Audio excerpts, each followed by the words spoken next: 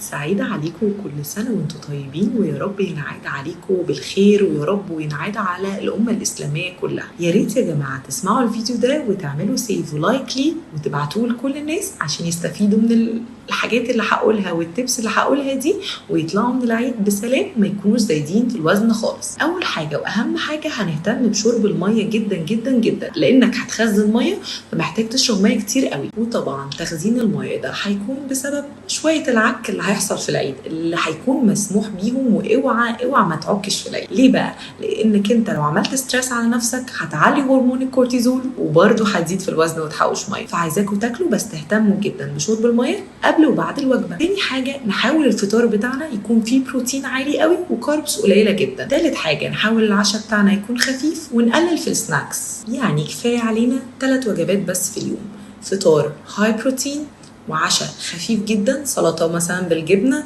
او تونه بالسلطه، والغدا هو اللي ممكن يبقى فيه الفته وتكون بكميات مودريت وما نقومش شبعانين من على الاكل. نسيب 20% كده عشان لو حبينا في اي يوم ان احنا نحلي ناخد تحليه في خلال ساعتين من الوجبه. ودمتم بخير، ويا رب يا رب تكون سنه سعيده عليكم.